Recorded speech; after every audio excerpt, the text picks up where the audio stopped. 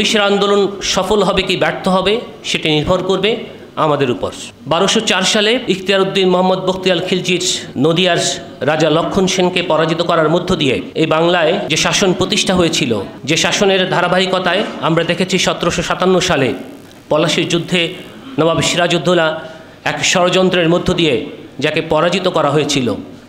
তারপরে যে ব্রিটিশ রাজের প্রতিষ্ঠা এবং 190 বছরের ব্রিটিশ শাসন নয় বরং শোষণের মধ্য দিয়ে আমাদের সংস্কৃতি, আমাদের শিক্ষাকে ধ্বংস করা হয়েছিল।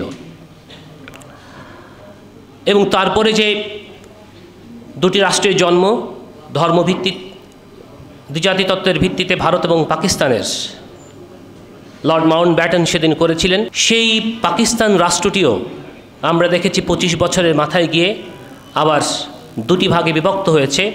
বাংলাদেশ নামে একটি স্বাধীন সার্বভৌম রাষ্ট্রের জন্ম হয়েছে। কিন্তু 53 বছর এই স্বাধীনতার শোষণই আমরা দেখেছি এবং সমাজের একটি শ্রেণীকে স্বাধীনতা বিরোধী বলে একটি শ্রেণীকে দূরে সরিয়ে রাখা হয়েছে, যার ফলশ্রুতিতে যে বাংলাদেশ 17 কোটি মানুষের বাংলাদেশ হওয়ার কথা ছিল, সেই বাংলাদেশ গোপালগঞ্জের বাংলাদেশ, টুঙ্গিপাড়ার বাংলাদেশে পরিণত হয়েছে।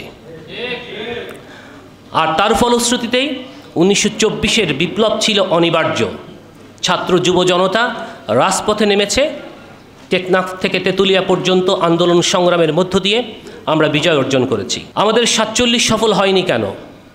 আমাদের 71 সফল হয়নি কেন? 1971 সালের 30শে জানুয়ারি ভারতের শ্রীনগর বিমানবন্দর থেকে ঠিক বিমান আকাশে উঠল, সকালবেলার ফ্লাইট, যেটি যাচ্ছে জম্মুতে। সেই বিমানটি ছিল ইন্ডিয়ান এয়ারলাইন্সের F-27 বিমান, যেটি কিছুদিন আগে ভারতীয় সেনাবাহিনী সেটি পরিত্যক্ত ঘোষণা করেছে।